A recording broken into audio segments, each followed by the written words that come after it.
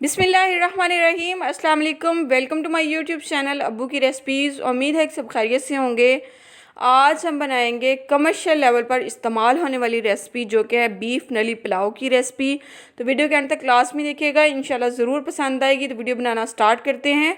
सबसे पहले हम कुकर ले लेंगे और कुकर के अंदर डालेंगे बीफ जो है वो यहाँ पे हमने 2 किलो लिया है और नली वाला बीफ लिया है। अब हम क्या करेंगे, इसके अंदर डालेंगे लहसुन।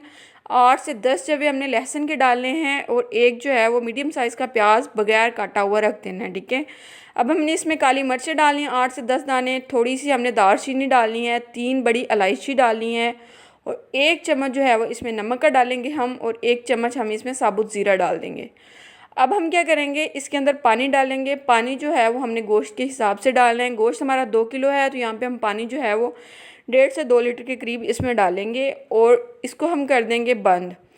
हमने 20 मिनट के लिए कुकर को बंद करना है। और अब मैं आपको बताऊंगी, स्टार्ट में आपने फ्लेम हाई रखनी है और जब सीटी बजना स्टार्ट हो जाए तो फ्लेम आपने लो कर देनी है, ठीक है। तो 20 मिनट के बाद जो है वो हम इसको खोल लेंगे। 20 मिनट हो चुके हैं। अब हम क्या करेंगे, इसकी वेट रिमूव करेंगे और कुकर को खोलेंगे। यखनी जो है वो तैयार हो चुकी है। अब हम क्या करेंगे, यखनी को जो है वो छान कर अलहदा कर लेंगे और जो बीफ है उसको हम अलग कर लेंगे। अब मैं आपको बताती हूँ कि हमने साबुत मसाले क्यों डाले थे। साबुत मसाले इसलिए इस्तेमाल करते हैं ताकि जो गोश्त की स्मेल वगैरह है वो ख़त्म हो जाए। दालचीनी और बड़ी इलायची से खून की स्मेल जो होती है वो ख़त्म हो जाती है। तो अब हम क्या करेंगे, कढ़ाई ले लेंगे और कढ़ाई के अंदर डालेंगे ऑयल। फ्लेम ऑन कर लेंगे। फ्लेम मीडियम टू लो ही रखना है, हाई फ्लेम नहीं करना। ऑयल को थोड़ा सा गर्म होने देंगे और अब हम इसमें डाल देंगे प्याज। प्याज जो है वो मैंने नॉर्मल साइज़ के 2 लिए थे और इनको हमने नॉर्मल साइज़ का ही काटा था, ठीक है। अब अच्छे तरीके से प्याज मिक्स कर लेंगे और इनको करेंगे फ्राई। इतना फ्राई करना है इसका कलर जो है वो ब्राउन हो जाए, ठीक है। तो फ्लेम को आपने हाई नहीं करना, हाई फ्लेम होगा तो ये जल जाएंगे, ठीक है। प्याज जो है वो हमारे ब्राउन हो चुके हैं। अब जो हमने बीफ बॉईल किया था उसको डाल देना है और इसको हमने करना है अच्छे तरीके से मिक्स और इसको हमने पकाना है।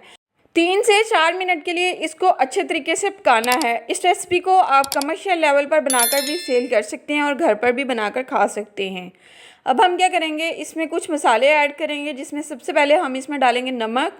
नमक जो है वो हमारे 3 गिलास चावल थे तो 3 चम्मच ही हम इसमें नमक डालेंगे। 1 चम्मच काली मिर्च का डाल देंगे पिसी हुई। 1 चम्मच जो है वो पिसा हुआ ज़ीरा डाल देंगे। थोड़ी सी दालचीनी और बड़ी इलायची डाल देंगे। थोड़े से लौंग डालेंगे और अब हम इसको अच्छे तरीके से मिक्स कर लेंगे और 1 से 1.5 मिनट के लिए इसको अच्छे तरीके से पकाएंगे। अब हमने क्या करना है, अब हमने इसमें डालनी है इमली। इमली जो है वो आपने थोड़ी सी लेनी है, बहुत ज़्यादा नहीं डालनी, थोड़ी सी डालनी है ताकि इसका टेस्ट जो है वो अच्छा आ जाए। इसमें हल्का सा पानी का छींटा देंगे और इसको अच्छे तरीके से हम भून लेंगे। अब हम इसमें डालेंगे पिसा हुआ खुश्क धनिया 1 चम्मच और इसको अगेन जो है वो अच्छे तरीके से मिक्स करेंगे और इसको थोड़ा सा मज़ीद जो है वो हम पका लेंगे। अब हम क्या करेंगे, अब हम इसमें डाल देंगे पानी। पानी जो है वो हमने अपने चावलों के हिसाब से डालना है। चावल हमारे 3 गिलास थे तो हमने इसमें 6 गिलास जो है वो पानी के डालने हैं और इसको अच्छे तरीके से मिक्स करना है। फ्लेम मीडियम टू लो रखनी है, हाई फ्लेम नहीं करनी। और इसके ऊपर दे देंगे हम ढक्कन। पानी को हम बॉईल होने देंगे। जब पानी बॉईल होना स्टार्ट हो जाएगा तो फिर हम जो है वो ढक्कन रिमूव कर लेंगे और इसमें अब हम डालेंगे चावल। चावल जो है वो हमने 1 घंटा पहले भिगो के रख दिए थे और अच्छी क्वालिटी के चावल लेने हैं आपने। अब हम क्या करेंगे, इसको अच्छे तरीके से मिक्स करेंगे और इसको हम जो है वो अब पकने देंगे। इसका पानी जो है वो हम खुश्क होने देंगे, फिर इसको हम दम देंगे। आप जो है वो यहाँ पे अपने टेस्ट के अकॉर्डिंग स्पाइसेस कम या ज़्यादा ऐड कर सकते हैं। अब हम चावलों को दम देंगे। चावलों को दम देने का आसान तरीका ये होता है कि तवे को नीचे रख लें और ऊपर जो है वो अपनी कढ़ाई या पतीला रखें। तवा हम इसलिए इस्तेमाल करते हैं ताकि चावल जो हैं वो कढ़ाई के नीचे ना लगें।